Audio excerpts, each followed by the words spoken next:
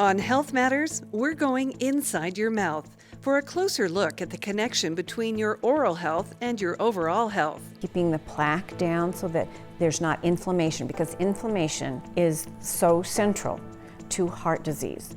And how a new clinic on the campus of a Spokane school is making a difference for students. We've already seen some just amazing success. Keeping that healthy smile right now on Health Matters. Health Matters is made possible with the support of WSU Health Sciences Spokane, WSU College of Medicine, and by Providence Healthcare. With every twist and shout and every mended heart, we see you. You who trusts us to take care. Providence, health for all, care for you. Good evening and welcome to Health Matters. I'm Teresa Lukens. Proper dental care is essential to having a beautiful smile and preventing decay and pain. But even if you're dedicated to a twice-a-day brushing and regular flossing, you could have unseen issues that, left untreated, could lead to infections. And these infections can contribute to illnesses like diabetes and heart disease. Here to tell us more are two experts. Dr. Amy Doan is a clinical associate professor at WSU College of Medicine and runs the Heart Attack and Stroke Prevention Center here in Spokane. She is one of the nation's leading specialists in preventing heart attack, stroke, and diabetes. And Dr. David Engan. Dr. Engan is one of only 3 board-certified periodontists in the Inland Northwest. He has specialty training in both periodontics and orthodontics, making him one of a handful of specialists in the country to hold both specialties.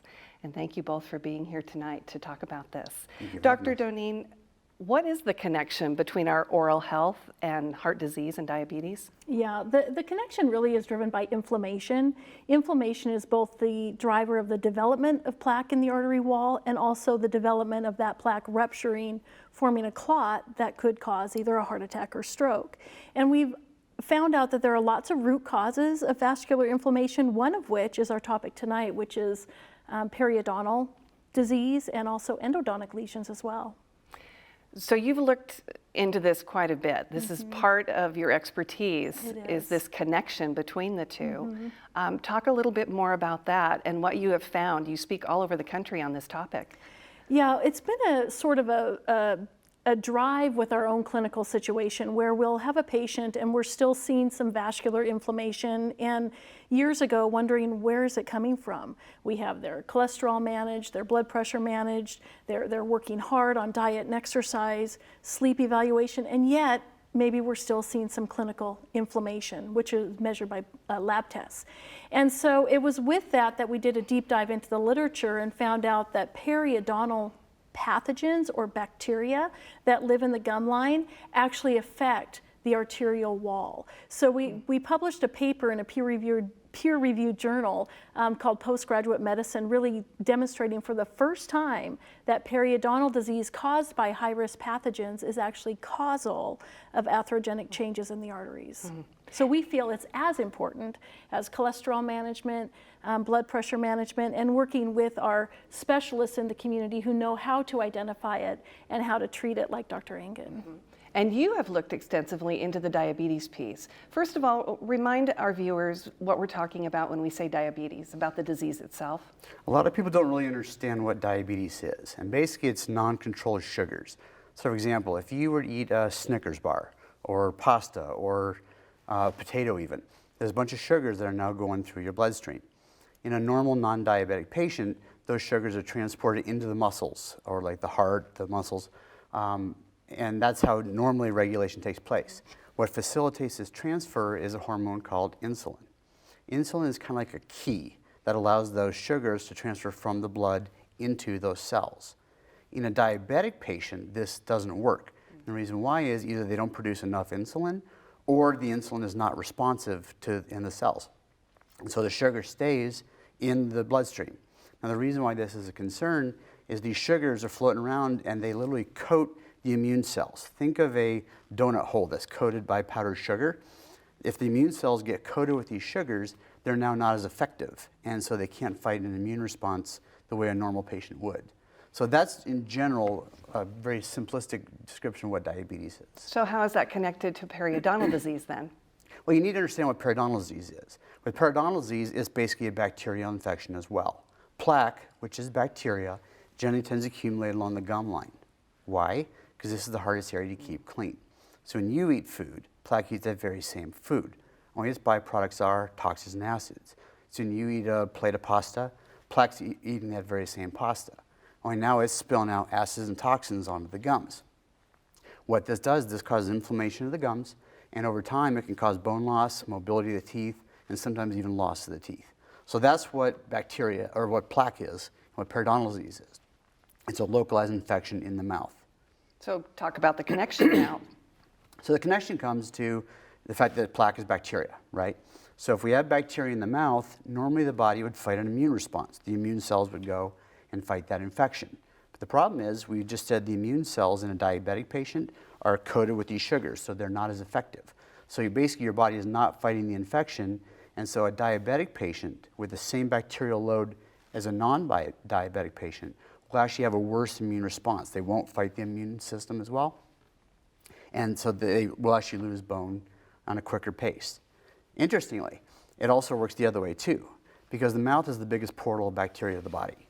And so as these acids and toxins are spilling out, that causes inflammation, like what Dr. Doneen was talking about. This inflammation, if this bacteria and these toxins get in the body and get in the bloodstream, that causes systemic inflammation as well. That systemic inflammation exacerbates the diabetes. So the diabetes can make the periodontal disease worse, and the diabetes can make the periodontal disease worse. So you get in this vicious spiral going down and out of control. So I'm hearing inflammation as the key piece here between both of these diseases, and I assume stroke as well. Absolutely, absolutely. So let's start with treatment then. How do you even begin when you finally decide that this is where the root cause, pardon the pun, the root cause for a heart disease or diabetes is? Yeah, definitely. So one of the things, and I appreciate Dr. Engan's explanation of the sort of progressive nature of both diabetes and periodontal disease. And one other thing I want to add to that is just the sheer nature of the amount of numbers of people that are dealing with periodontal disease. About 75% of people over age 50 have some sort of periodontal concern. They may or may not know it. In my world, where my job is to identify causes of vascular inflammation, as I said earlier, I put periodontal disease on an equal playing field with everything else. And so for me, how to diagnose it, what I ask our dental colleagues to do is actually look for the dangerous bacteria that have data to demonstrate they affect the arteries. So not all periodontal pathogens have a direct association with vascular inflammation, but there are 5 particular bad guys and different strains of those that can be tested for. So we ask our patients that we have the honor to see a dentist and a specialist like Dr. Engen to actually look for these periodontal pathogens, which is done by a saliva test. It's not difficult. There's several different ways to do it, but it's painless. And if we know what bacteria are driving the periodontal disease, we can then make appropriate correlations clinically that those may or may not be contributing to their heart attack and ischemic stroke risk. So if there is an issue, then those patients come to you. That's when we'd see them in our office, that's correct. And a lot of times what we do, in addition to a clinical exam, we'll do exactly what Dr. Doneen was talking about. We'll do an oral DNA examination. Sometimes we can do paper points to test as well. But that way we can isolate what pathogens are in play, because not all bacteria are the same. The mouth is full of billions of bacteria. But again, not all of them cause the same problems. Some of them are more pathogenic than others. So if we know that you have a particular bug, we can address that more specifically, either with medication, with surgical treatment, or just generalized scaling and root planing. Okay. And there are many examples. In fact, a Spokane woman had no idea she was prone to heart disease until something happened that nearly took her life. Now, since then, she has learned there's a lot more than diet and exercise involved in keeping her heart healthy. I had blockage of my left descending ventricle or something, which is the widowmaker. 6 years ago, chest pain sent retired teacher Barbara Slaughter to the hospital. And they didn't really call it a heart attack, they called it a cardiac event. That diagnosis came as a surprise, since she looked to be the picture of health. I've always exercised. I don't have a weight problem. I don't drink, I don't smoke, those kinds of things. After stent surgery, Barbara was given a book, Beat the Heart Attack Gene. Co-author Amy Doan, as it happens, is a former student of hers. I was able to get an appointment with Dr. Amy, and she's been treating me for about 6 or 7 years. She changed some of my medication, my cholesterol and my heart blood pressure. She was connected with a nutritionist, a personal trainer, and because there's a connection between heart disease and oral health, she was sent to a dentist. I didn't really think that I had a dental problem because I would have my teeth cleaned twice a year, and nobody had really mentioned too much about it. But they did find some recession in her gums, so she was sent to a periodontist. I have had to have some gum repair done, and probably will be looking at doing more of that. But a lot of it is about just keeping your teeth clean and knowing how to brush your teeth and how to care for your teeth. As part of her new health regimen, Barbara now sees her periodontist twice a year, and the same with her dentist. Keeping the plaque down so that there's not inflammation, because inflammation is so central to heart disease, whether it's inflammation of your joints or inflammation in your arteries or inflammation in your gums. And in fact, now Barb's husband and her 2 daughters actually see you as well, and their dentists and periodontists as well. They do. One thing we've learned is that different root causes are definitely family diseases, periodontal disease probably being the most strong example of that. It's a communicable disease, and everyone responds genetically different to that. And one thing that's interesting to note is, just as we talked about the vicious spiral down, the vicious spiral can go back up as well. For example, if you get your periodontal disease under control, that can help regulate your diabetes getting more under control. Same as if you get your diabetes more under control, you'll have a better chance of actually getting your periodontal disease under control. So just like you can spiral down, you can also spiral back up. So people need to keep that in mind, that these two really are not separate issues. The body is the whole body, whether it's your oral health or your medical, your overall health. Absolutely. And this illustrates why it's important for doctors and dentists to communicate with each other, because we are interrelated, that our specialties do overlap, and as long as we're in good communication, then we can complement each other's efforts in dealing with the same patient. All right, very good advice, and thank you both for being here.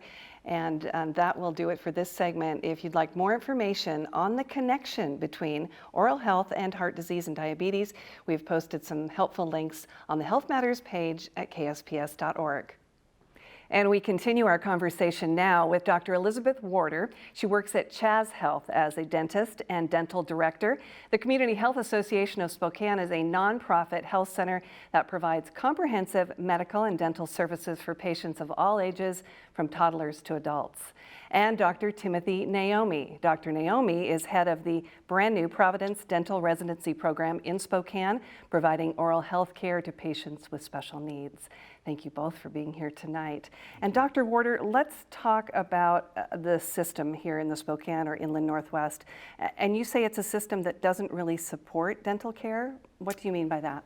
Well, what I mean by that is that for many adults and kids in our community, there is not enough access. For example, 70% of the adults who have state insurance in our community do not access dental care. So they have coverage, but they're not receiving care. And over 40% of kids aged 20 and under are not accessing care as well. Those are some pretty staggering numbers. Yep. So what kind of needs do these people have? I guess how big is the problem? I mean, are there people out there that are suffering and not getting care? Most likely. So we find that in Spokane, according to the SMILE survey in 2018, that 20% of third graders have rampant dental caries in our community, and that would mean 7 or more teeth that are either decayed or filled. In addition to that, 1 in 3 adults in the Spokane area is missing at least 1 tooth, and 1/3 are missing all of their teeth. And Dr. Naomi, the new residency program, it's just getting up and running. Yes. How is it going to help with this piece? Well, a big issue, as she alluded to, is access, and a lot of people not taking advantage of the opportunities for oral health care. And unfortunately, what ends up happening is that they end up in the emergency room with emergent dental needs. And of course, the emergency room is a very inefficient and not very cost-effective place to receive dental care. Mm-hmm. So they're going there, they're in pain? Exactly, yeah, they're showing up in the emergency room, and unfortunately, by the time they usually get to the emergency room, it's pretty serious. So oftentimes that ends up resulting in an avoidable hospital admission because they have swelling of the face, they have systemic symptoms from their infection, and they need to be brought into the hospital and often placed on IV antibiotics, which is very costly. And the shame is that that's very avoidable most of the time. Mm-hmm. And so the doctors there are treating them for that infection, but not necessarily for the cause of the infection. Is that correct? Exactly, exactly. And that's a big piece of the residency program, is that prior to the program, they didn't have a way to get what we call source control. So you bring someone in and they have, cellulitis or facial swelling from their dental infection, and they get treated with IV antibiotics, but then they would get discharged back out into the community with nowhere really to go. So it ends up that the emergency room becomes a revolving door for that problem. Mm-hmm. And the fact is that these two entities, medicine and dentistry, weren't always separate. So there's an effort right now to bring the two back together. Right, exactly. For well over a century, training for medical school and dental school were completely separate entities. So in the last 20 to 25 years or so, we've seen a lot of emerging research that outlines a lot of the connections between oral health and systemic health. And it only makes sense. I mean, your mouth is connected to the rest of your body, so the fact that there wasn't enough attention to this in the past has been problematic. So it's been nice, and like I said, in the last 20 years or so, that we're seeing a lot more research and in that regard, and a lot more collaboration between medicine and dentistry. And this can really be an entire community problem. It can affect kids in school and employment and all of those pieces if people aren't getting the care they need. Absolutely. So children, if they have untreated dental disease, may come to school or may miss school because of pain, because of swelling, because of infection. And even if they do come to class, if you have a dental abscess, if you're in pain, it's hard to concentrate and hard to participate. In addition to that, certainly in our society today, appearance is important. And if a person presents to interview for a job and they have untreated obvious dental decay, they may not get that job. There is a certain stigma that comes with having unhealthy dentition. And not to mention lost wages, productivity, and then, as Dr. Naomi alluded as well, the costly dental care in the emergency room that does not result in definitive treatment. Mm-hmm. So getting to them is key, obviously. Dentists don't necessarily have to go through a residency program, but again, there's also an effort to change that as well. Right. There have been some changes to that in the last few years. New York State has passed legislation that requires their dental school graduates, if they want to practice in the state of New York, to complete at least a one-year residency. Washington has not gone that far, but what they have done is they have incentivized dental school graduates to participate or to enroll in residency programs, because what they do is, if they enroll in the residency program, then they don't have to sit for the clinical portion of the dental boards. They only have to do the written portion of the dental boards, which is a big motivation for the dental students to pursue residencies, postdoctoral residencies. But what kind of a difference can it make, in your opinion, to have those dentists go through a residency program as far as their career and serving the community? Well, the big issue is that for years, many years, and still even now, there's lots of dentists in the community that don't necessarily have the training or the comfort level to take care of medically complex and neurodevelopmentally challenged patients. It requires special training and special expertise, and so the residency program is going to focus, one of the big focuses of the residency program is to help the enrollees learn to manage these more difficult cases and more difficult patients, and learn to coordinate care with their physicians, and so that they're more well-rounded in terms of taking care of a broader segment of the population. Well, I would speak to that as well, in that a GPR like this residency provides some hospital-based training, but it also has the hospital-based resources. And so, in certain cases, the medically complex patients aren't best served in an outpatient setting, and so there's that opportunity to provide general anesthesia if that's necessary too. Right, as well, yeah, exactly. As she's saying, a lot of these patients are simply unable to be managed in a typical office setting. Typical example of that would be some neurodevelopmentally challenged patients that you simply cannot do a thorough oral examination in the office or take radiographs. So we have to take those patients to the operating room and do their treatment under general anesthesia. So it's a fantastic resource for the Spokane community that is going to be started with this residency. Well, for a variety of reasons, people will often skip regular medical and dental checkups. It often happens for economic reasons. They simply can't afford it. And sometimes working parents can face challenges in getting their kids to appointments. But a brand new clinic at a Spokane school is a way to bring that care to kids. I think most of us would agree that everyone deserves decent health care. Lori Wyborny is the principal at Spokane's Rogers High School, the first school in Eastern Washington to have a medical clinic on campus. We've actually been working on this since about 2011.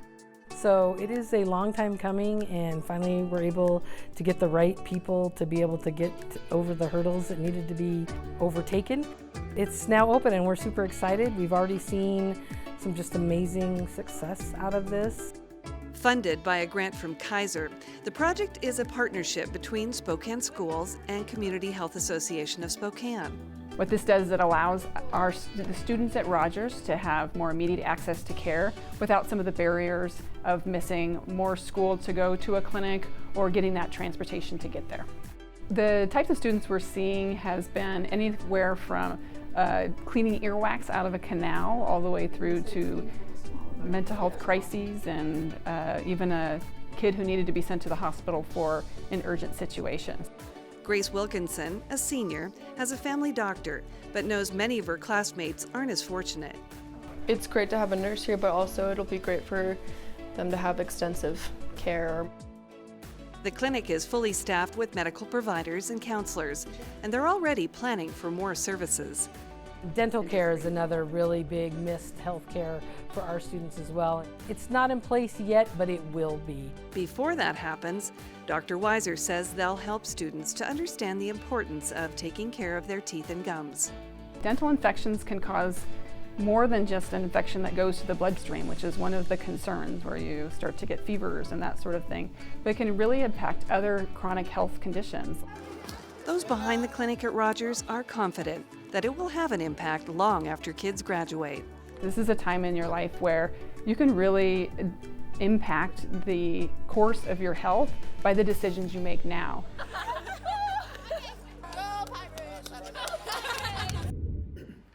And Principal Wyborny is hoping to add that dental clinic at the school in the near future, but until then, students that need to see a dentist will be referred to one of the Chaz clinics that is near the school.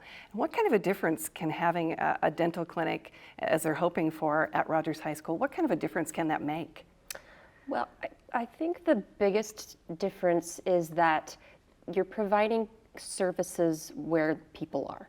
And I think that's where we really sometimes struggle as healthcare entities, is getting to people where they need you to be. It's not always easy for people to come to miss school, to miss work in order to come for their appointments. And so meeting people where they are gives people more flexibility to get the care that they need. And the education piece is big too. I mean, the dental clinic might not be there yet, but there's an opportunity there to teach those students about taking better care. Absolutely. Of their teeth. Absolutely. And so outreach and education is really where we can focus right now as far as dental care in that particular school-based clinic. But certainly, if a patient presents with a dental concern, a dental infection, a dental abscess, they'll be able to get that patient to where they need to be in a timely fashion, especially if it's an urgent need. And they can also certainly provide education about, oral health and its importance in overall health throughout the lifetime. And Dr. Naomi, before we close with just about a minute left, some advice for people to better take care of their teeth and gums and to make sure that they're seeing their dentist. That's the obvious piece here, is to get to a dentist, but what can they be doing in the meantime?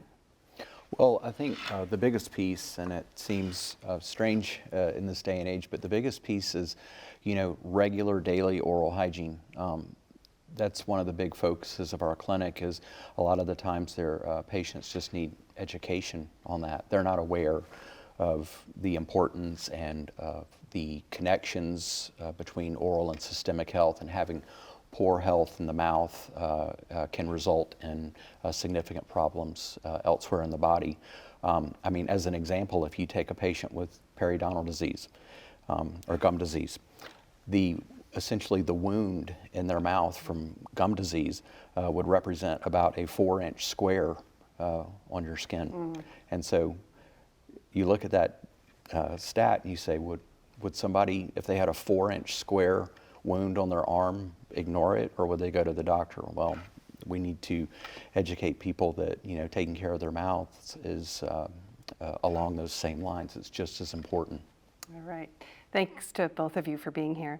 We appreciate it. Thank you. And before we leave you, a note about getting ready for Bloomsday. It's fast approaching, coming up on Sunday, May 3rd. Providence and Kaiser Permanente offering a series of free training clinics. They will start on Saturday, March 14th and run through April 25th at Spokane Falls Community College.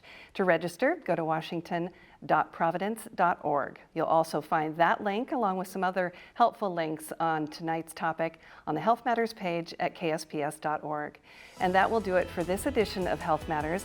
We're off in March and we'll return on April 16th with a discussion on diabetes. Until then, I'm Teresa Lukens. Good night. Health Matters is made possible with the support of WSU Health Sciences Spokane, WSU College of Medicine, and by Providence Healthcare. With every twist and shout and uphill battle, we see you, you who trusts us to take care. Providence, health for all, care for you.